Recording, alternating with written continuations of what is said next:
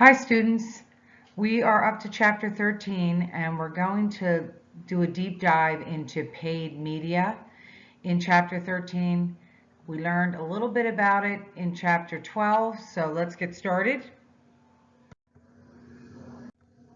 So traditional paid media includes things like print, TV, radio, out of home, online media, other traditional or alternative forms that we talk about, like guerrilla marketing. And in paid media, the advertiser controls the size, the timing of the message, but cannot control whether the reader or viewer notices the ad, of course. But this is paid traditional media that we all see. Published print media vehicles include things like newspapers, magazines, brochures, posters, outdoor billboards. So print provides clearly more information, rich imagery, and a longer message than other media forms. So you might say, why a longer message? Well, if something's in a magazine or brochure, they tend to hang around longer. And certainly posters and outdoor formats like a billboard are up longer than you'd see a 30-second ad, say, on television. So if any of you are choosing print media as a vehicle, as a media source, you probably have baby boomers as your target audience. And if so, then this is one of the qualities that they look for. They like something with more information that hangs around the house a little bit longer, may be read and reread again. Companies that have something like cars or something colorful with information, like a drug company, they usually tend to do more print ads for that reason, because you can add more information than a 30 or 60-second ad that you may see on television. So the pros and cons of each type of media, you can clearly read here, but I'll just go over briefly. If you're going to go with magazine, like I said, it has a long lifespan. You can be more creative and targeted, because remember what we said about magazines, which actually we'll say a little more in this chapter, is they're laser focused. Things like Field and Stream go after the outdoorsman. Something like Bon Appetit or Food and Wine go after the foodie. So they're definitely more targeted. You typically pick up a magazine because you have an interest or a hobby. Okay, our radio is inexpensive, and it can be targeted again, maybe for like a country station or rock station or even a talk station. But again, the con to that is that it's short life. You don't get feedback. And messages can often be skipped because we're, jumping around and looking for different stations along the way on our drive. Let's skip down to out of home. It can be targeted and highly visible. We know that from some of the great billboards that my online class showed, especially the one that for the air conditioning company, Your Wife is Hot. But on the con side of it, we know that that can wear out over time, and there's also only so much you can put up on the billboard. And not only that, we're quickly passing by the billboard too. Let's talk about television. Television's great if you're demonstrating something and there's a wide reach, but we know it's very expensive. And again, a lot of hopping around, getting up when a commercial's on. And so we'll move on from there, but I think this is a great way to use this information when you're deciding on what media to use due to your surveys. So published print media. Some messages delivery has shifted onto online, as we talked about in the last chapter. Newspapers and magazines have definitely gone online. But billions of dollars are still spent on print media, so that's not going away. Print media generally provides more information, as I mentioned, has a lot of rich imagery, meaning it's very colorful, and it has a longer shelf life than, say, a broadcast. It's information-rich environment, so print ads are often used to generate cognitive responses. Published media, newspapers. We know this isn't a huge area, but we still have to talk about it because it is still a media vehicle for an older generation. I'd say the older baby boomers and really those in their 80s and early 90s probably. That's the silent generation they're called. So newspapers' primary function is news. Um, Making it useful for ads announcing sales and events. And people read newspapers as much for the ads as they do for the news stories. Newspaper advertising plays a strategic role in the marketing mix still. So with more than 6,400 national and local papers in the US still, they remain an important part of the local scene. So if you're in Boca, they have their own newspaper as well as Wellington and Del Rey. Readers have been gradually moving online, and consumers still consider newspapers as a trusted and reliable source of information. Newspapers have what we call a circulation, and it's the primary way that newspapers reach is measured. Remember, we talked about reach before, and compared to the reach of other media. As news audience has moved online, newspapers have responded with well-designed websites, as we mentioned, and I have a few listed here for the New York Times. However, gains in digital ad revenue have not made up for the continued decline in this print revenue. Newspapers can be categorized according to their publication frequency, such as a daily newspaper, a weekly newspaper, and then there's like the Sunday edition. That's the one that's packed with all the ads and the coupons, or at least it used to be years ago. Retailers like to place ads and press releases in daily newspapers because they have a short lead time. And then you can get very selective to your market and your target audience. So that's another pro for newspapers. Local advertisers and volume buyers get discounts for national advertisers. They pay higher rates. So if you're a local company like a car dealership or a furniture company, you can get definitely some cheaper discounts for volume. Ads are sold based on size and also the space where you would like to put the ad within the paper. Obviously, the front and back page are always a good place to be. Same with magazines. And the charges are published on what is called a rate card. Newspapers also do co-op advertising. So that means that two companies get together to place an ad and share the cost. So local retailer might place an ad, like over here on the left, there might be for ABC Tires, but they've co-opted it with Michelin Tires, which is the national advertiser. Same over here where Coke and McDonald's, two national companies, come together to share an ad. Types of newspaper advertising, again, you're not going to run into this a lot, but for the purposes of knowing information in an advertising class, it's important to understand the terms when we're talking about newspaper advertising. So display advertising is the dominant form, and it can be any size and placed anywhere in the paper. It could be a local retail or a national brand. Run of paper rate means it can run anywhere, and preferred position rate means the advertiser selects sections where the ads run. So obviously a preferred position is on the back or front page or inside page. There's also a classified section, which basically, I don't really know who's looking in there anymore, but it's individuals selling personal goods. There's also supplements that are included, like I said, in the Sunday paper. They look like magazines, but they still have coupons in them or promotional pieces. These are called freestanding inserts, or an FSI, and they're also, another name is called a circular. So let's move on to the magazine industry, which I find much more interesting. So most American adults, believe it or not, still read at least one magazine a month. and they spend more time with them than other print media.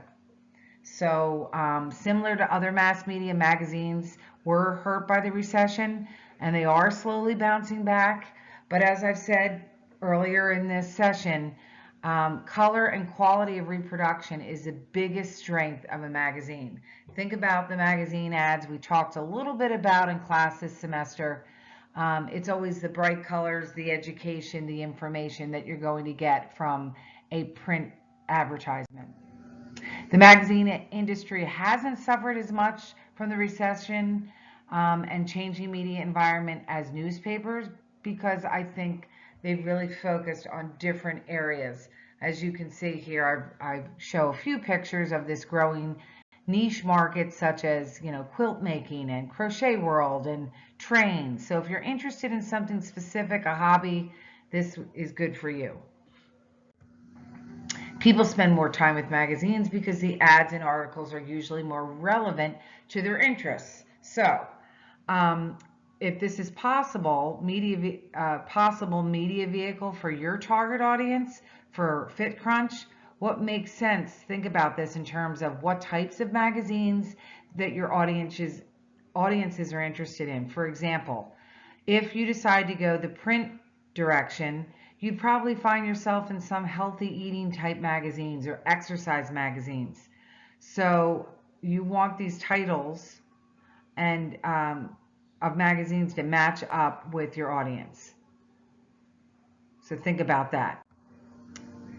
Okay, traditional delivery is called controlled circulation, and it is through newsstand purchases or home delivery. They call it controlled circulation because they have a sense of, they have a mailing list for home delivery, so they know that's controlled, and newsstand purchases are also a controlled environment. A non-traditional delivery might mean that they are in maybe newspapers or delivered through professional offices or an electronic delivery. So they don't have as much control over that type of circulation. There's also a really interesting thing that they do. It's called selective binding, and it uses subscriber data to produce magazines with special sections based on demographics. So you might pick up a travel and leisure magazine here in Florida, and there will be a specific section on maybe South Florida or resorts in Florida or beaches to go to in Florida. That's selective binding. So Bon Appetit magazine, for example, they also personalize their magazines to their subscribers. And then there's also satellite transmission. It allows magazines to print regional editions with regional advertising. Okay, so over here on the left, when there was a big the Big Five or March Madness one year, they're using Sports Illustrated as an example of the different teams they have up front. They talk about the Wildcats in one marketplace and the Panthers in another. So that's called satellite transmission. So there's a lot of really adapting and tailoring that goes on with magazines, maybe more than you thought of. Types of magazines, two different types. Consumer magazines, this is what we find at the grocery store, versus business, targeting businesses. For example, for this class, if you were to work for an ad agency, they probably have a subscription to Advertising Age. These are industrial magazines, professional magazines, corporate publications. Magazines are still popular, as I mentioned, because they really focus on a specific audience, geographic coverage, demographic coverage, and diversity. So if you're thinking about advertising for in a magazine because of your demographic, it might not be a bad idea. It might be a very lucrative idea depending. So think about magazines. When they assemble their media mix, planners need to think about geography. That's local, regional, or national editions when they're thinking about what magazines they want to be put in. Demographics, including age, income, occupation, editorial content, like is it for a specific interest group, like is it general, like a Time magazine, or is it more women's or related to business or health or beauty, for instance? Also, physical characteristics. Sometimes we like a larger magazine, like I think ESPN now is a big magazine versus a smaller Reader's Digest. Most of them, though, are still that 8.5 by 11. So now let's talk about advertising costs. They're based on the size and the magazine circulation. So if you have a circulation like Time magazine that hits a huge audience, then it's going to cost a whole lot more than like a Florida regional magazine, for instance. And of course, the size of the ad makes sense that it would cost more than, say, a half-page ad versus a full-page ad versus an ad on the back cover. So double-page spread is 2 ads. They're face-to-face, so that you get a full spread on both pages. A double-page ad must jump the gutter, they call it. That's the white space between the inside pages. And this is the example here on the bottom of the slide. A page without an outside margin is called a bleed, and you can see here on both of these examples, they don't have a margin. A gatefold is more than 2 connected pages that fold into themselves. I do have examples, live examples that I bring to class, but I want you to imagine you open up a magazine and the page kind of folds out. That's called a gatefold. Advertorials are articles about a company or a product or brand written by the corporation's publicity department. And sometimes you're reading those advertorials and it says very small on the top of the page, and you realize you're reading something about a brand and you're like, oh no, I got to move on. But usually information, when you're looking for more information about maybe a product or brand. There's directories such as the yellow pages. We're going to move on. I don't even think many places have them anymore. Now we're moving on to radio. This also might be an area you decide on. Believe it or not, we still listen to the radio. Either we stream it or we have internet services such as Pandora or Spotify. I listen to a lot of radio, satellite radio. Virtually every household in the U.S. has at least one radio or more. And radio is talk or news or music driven, where ads can engage the imagination and create stories in the mind. That is what you will have to do if you create a radio ad. If that came up as a form of media that your target audience uses, you can create a radio ad for your project. The U.S. has more than 10,000 commercial radio stations, believe it or not, serving a lot of local markets. I have 104.3, The Shark, South Florida's Alternative, for instance.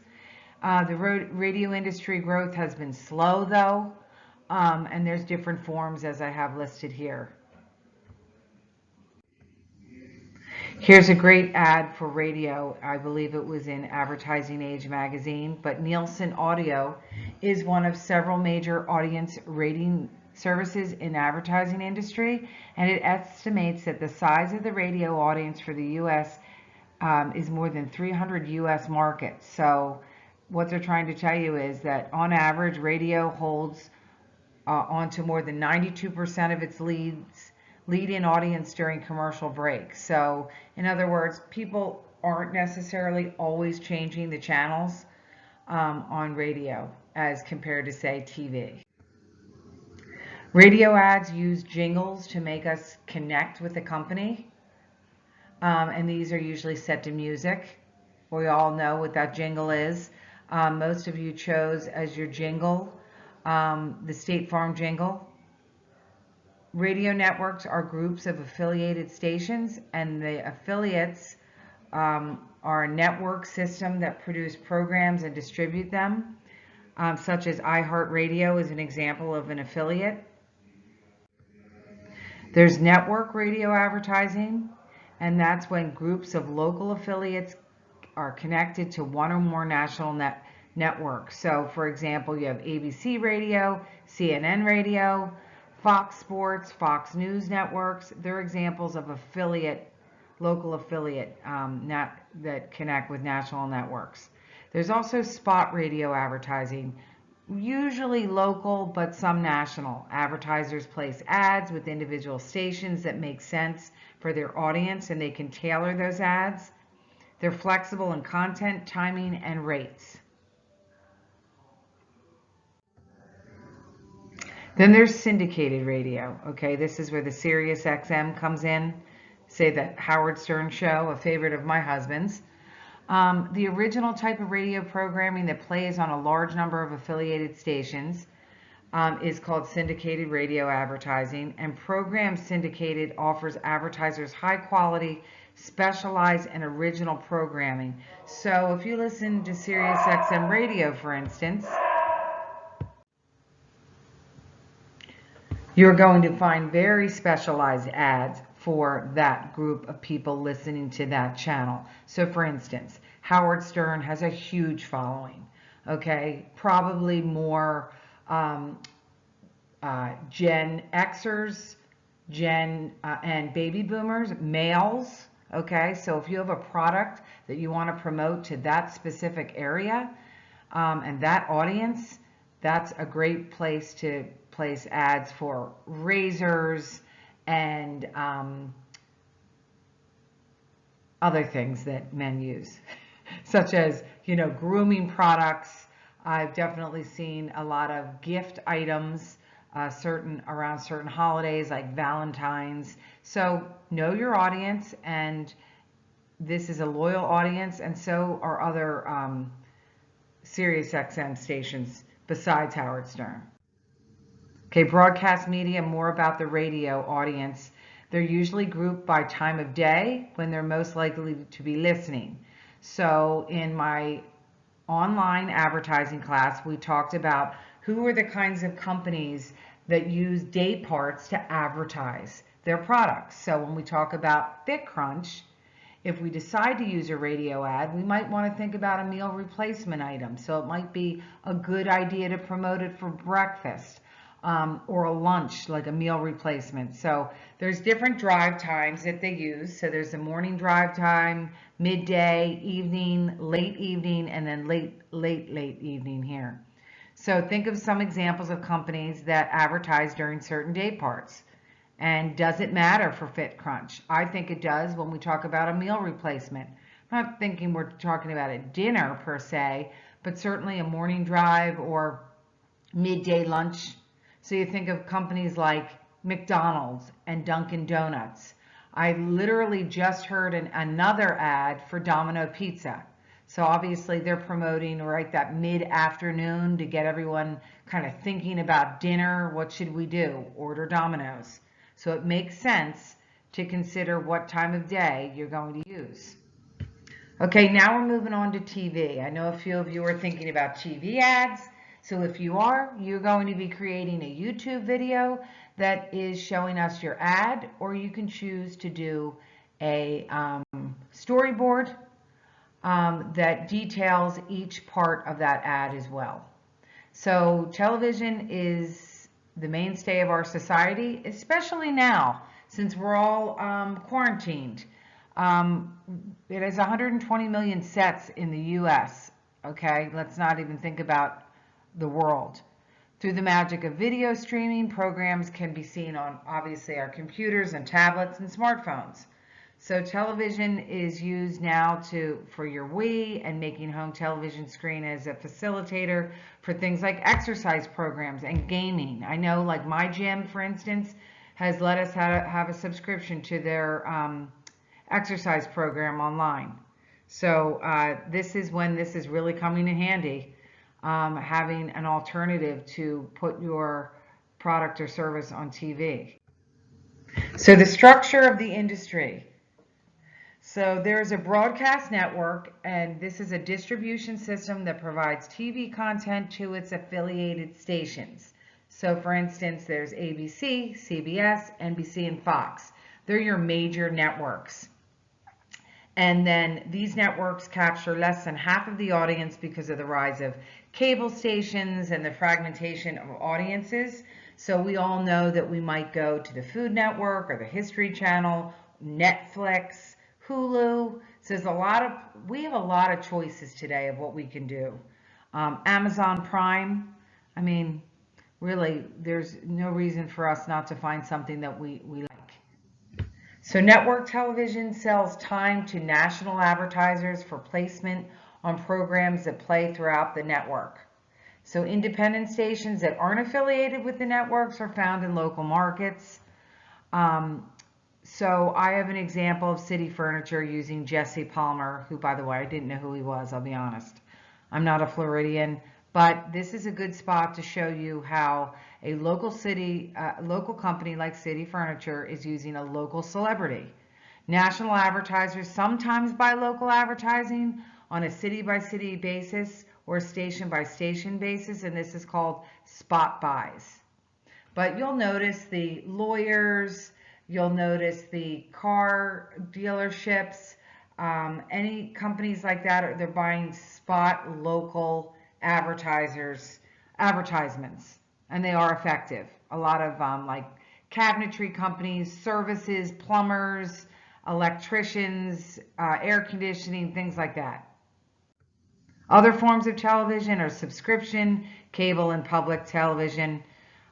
We all know the PBS channels. And of course, you can subscribe to companies like HBO and other carriers. There's satellite TV, syndication, and on-demand programming. We're all familiar with these stations now more than ever. To sum it up, TV advertising tells a story, engages us with emotion, creates fantasies, and of course, it has a visual impact. It's the best at demonstrating how things work, and so are videos in general. TV brings brand images to life and adds personality to a brand. So there's also long form ads too that are available usually in the evenings to demonstrate products. We see that a lot with infomercials. Then there's a thing called roadblock, which means that the ad runs on the big 3 networks all at the same time. That's another term you're going to need to know for your quiz. But we all know the infomercials for the grills and the air fryers, and they work. They're much like a QVC, but they're on a regular channel. And actually, the people here on the right with the air fryer, are actually hosts on QVC. I have worked with them before. More about television. Participations. Advertisers can buy any time that is available, the most common approach used today. There's also the spot announcements, which we just talked about for local programs that make sense. There's sponsorships.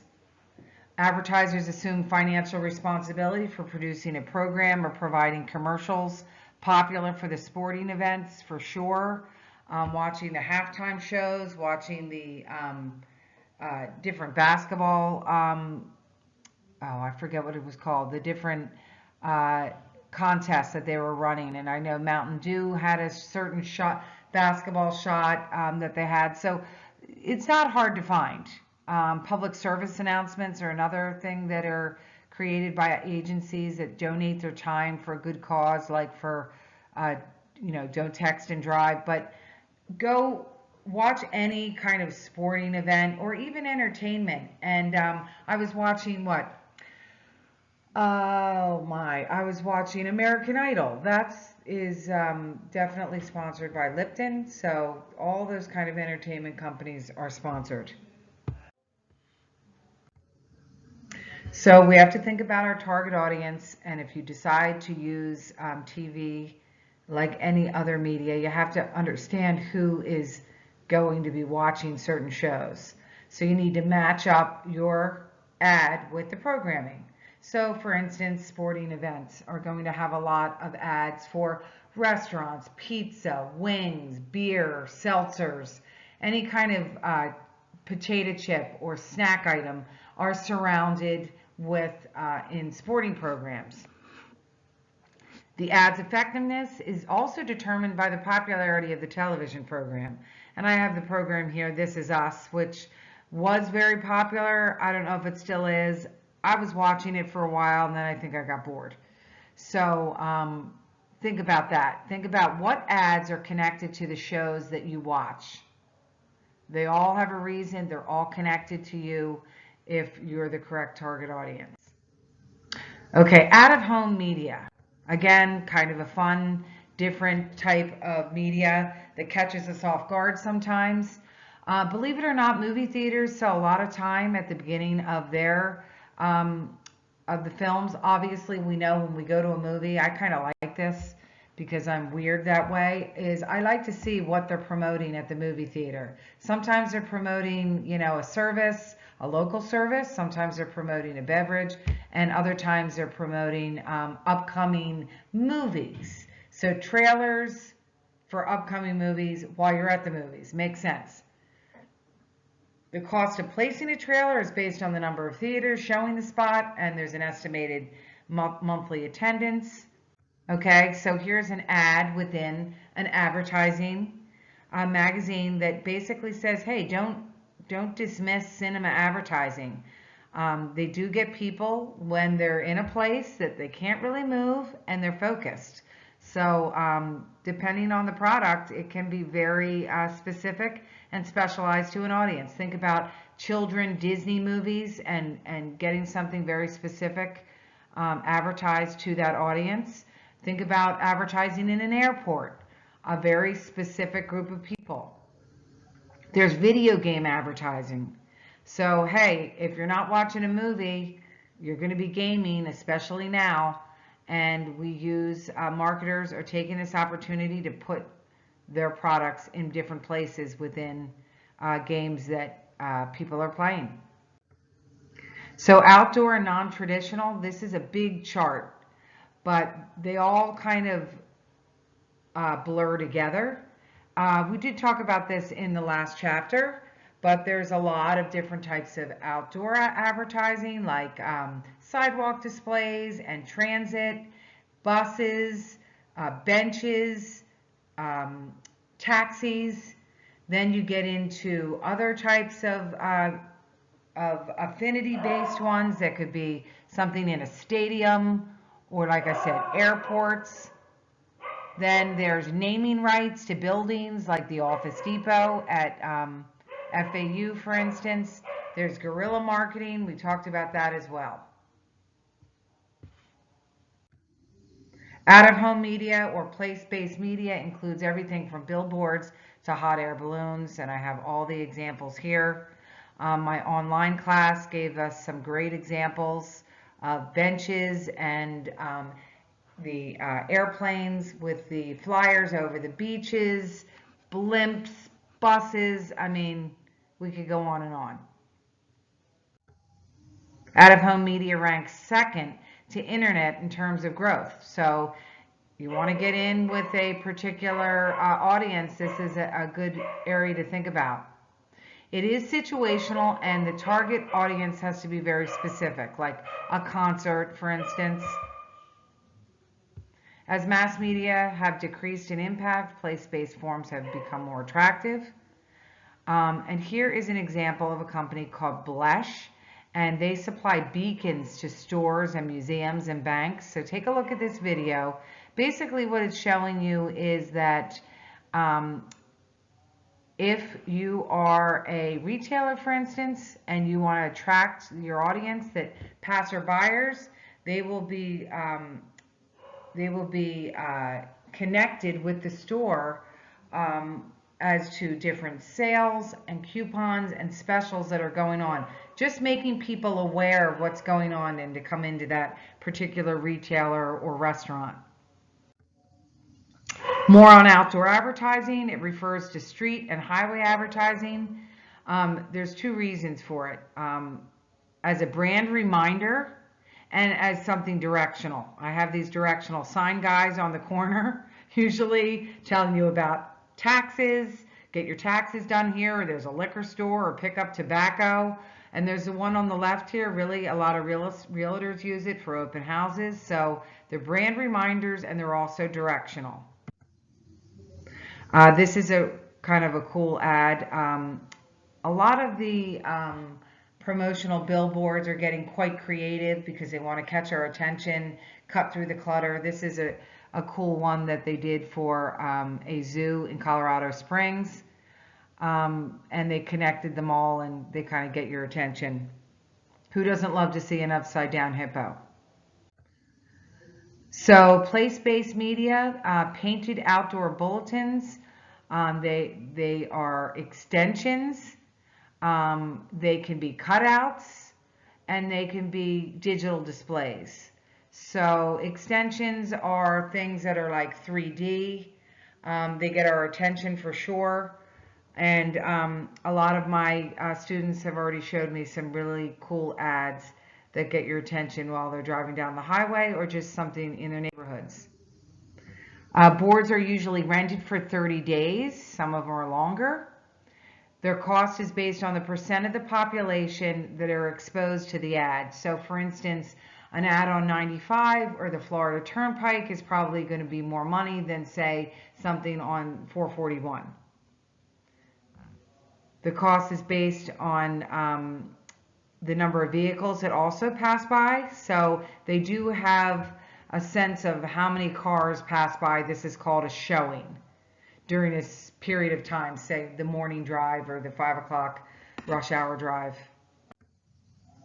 So place-based media, some boards are now equipped with mini movies. Trailers can replay as electronic signboards, and so I want you to think about where these digital signs, for instance, have caught you off guard. So for me, I was just at the gas station and a little screen came up. I was also waiting in line at the grocery store and they had a video going, kind of keep us, connected while we're waiting. Why not show us an ad? Here's a creative outdoor ad for Imodium.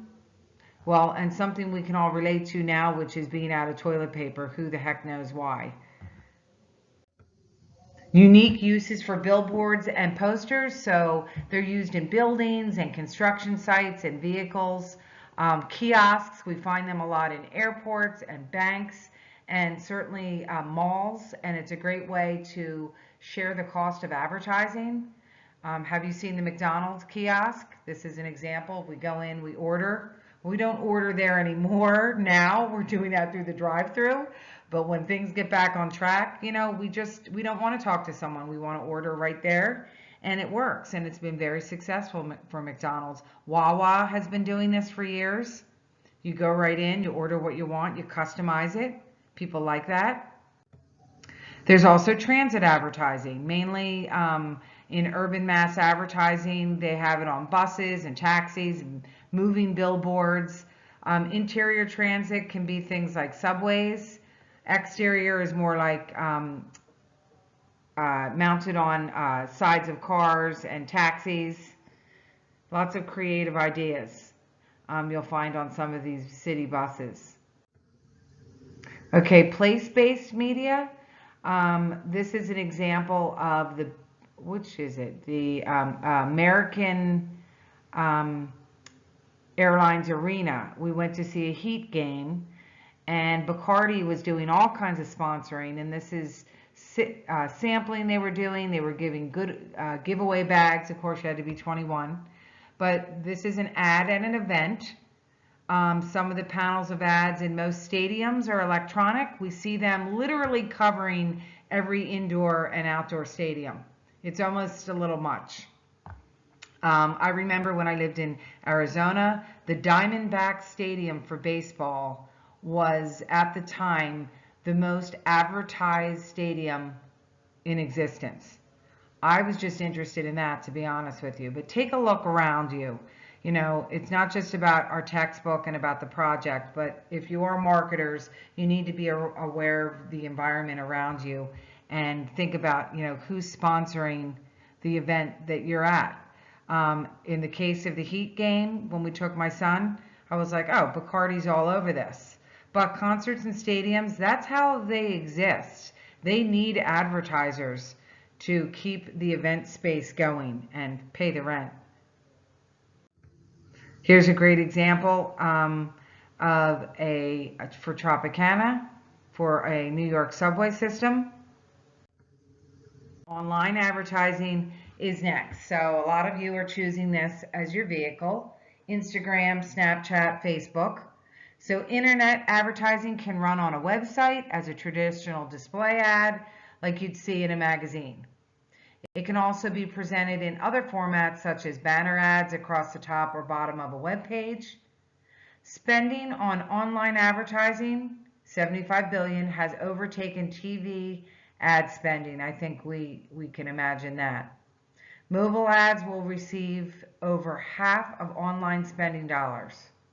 Mobile video will be the fastest growing category. So, knowing that a video is something that you need to consider when you're going after that Gen Zer, the millennial. Hey, it's a growing market, so if you're creating a video, you can create the video, or you can do a storyboard that shows each shot of the video. Small ads on other web pages that lure visitors to switch over from one to the other are usually banner ads. Skyscrapers are the extra long skinny ads that run down the left or right of the website. So again, you've seen all these ads before. We're just putting, names to these ads so you're more aware of them working in this business. Pop-ups and pop-behinds are bursts that open on the computer screen. A lot of times, honestly, they can be annoying. There's also microsites or mini sites, are small websites that are offspring of their parents' website. Here are some web ads. They can generate some interactivity. So these series of banners for Zippo lighters develops a message as the banner unfolds, and the message is a takeoff on the blackouts urban areas sometimes experience in the summer when electrical use is high. So they kind of roll this out. Again, it's interactive, it's interesting, and I think we can all agree any kind of ad that gets us involved or engaged is an ad we're going to have more interest in. So website advertising continued. Superstitials are thought of as the internet's commercial. They're designed to work as television ads. Widgets enable people to create and insert professional content into their personal websites and TV screens. And then click-throughs, as we know, are the measure of success of an online ad or banner ad, because if you have click-throughs and someone clicks to your website to order something or view your content, that's what you want. You want improved click-throughs. The click-through rate nearly doubles when there's motion or an interactive element added to a banner ad or to any form of online advertising. So please consider this principle. Online video ads, okay? The website visitors or viewers watching the video downloads are also confronted by a variety of online video ads. So Dove beauty ads are a great example of that. And if you need to make one of these videos using pictures or a storyboard, we already discussed that. And we know that videos and storytelling and influencers are the biggest growing areas. So if you can combine a bunch of those qualities, if your video tells a story and includes an influencer, this is a huge area and will lead to success. With some 30 formats, advertisers who want to use video are struggling to find the best platform for their ads. So lots of things to consider. Certainly your target audience. Seekers have become a potent force in marketing because they go online to search for information. This is called search advertising. Marketers can position their brand message along sites in response to consumer key searches. We all know this as SEO, search engine optimization. And this is very popular when we're looking for something, we don't know where to find it. Oh, look, here's, a company that pops up with an ad. Have you had the experience of searching for something and then receiving an ad on Facebook or Instagram? I know I have. Ads can be positioned on sites associated with keywords based on topics of interest. The practice of maximizing the link between topics and brand-related websites is called SEO. A quick response code is a QR code, and this uses two-dimensional barcode with a scannable matrix design of square dots. We all know it, it's up here. It engages your customer. I want you to look at this YouTube video because it talks about retailing and QR codes. At one point they thought QR codes were kind of going out, but they're coming back in. And they bring the shelf to life and bring the brand to life. When you're looking for more information about a brand, you scan it and you find out more about the ingredients and information about the product. Think about it. If FitCrunch currently doesn't do this, it could be something that you recommend or include in an ad. This is our last slide for chapter 13, and it talks about digital issues for traditional media. Print and broadcast media have struggled with competition from online media. Some newspapers and magazines have bundled subscriptions that include print, digital, and apps for smartphones and tablets. And more TV cable customers are cutting the cord, as we know, and moving away from contract services like Sling. And by the way, they have some great ads. So how many of you have cut that cord? A lot, and that's could be an issue for traditional media. So that is why we have to be creative in the media that we decide to choose and find our target audience. We want to meet our audience and intercept them in their life and their lifestyle. What are they doing? Where are they going? How can we connect with them on something that they already are doing? It could be an advertisement at a stadium or concert, or it could be something on our social media.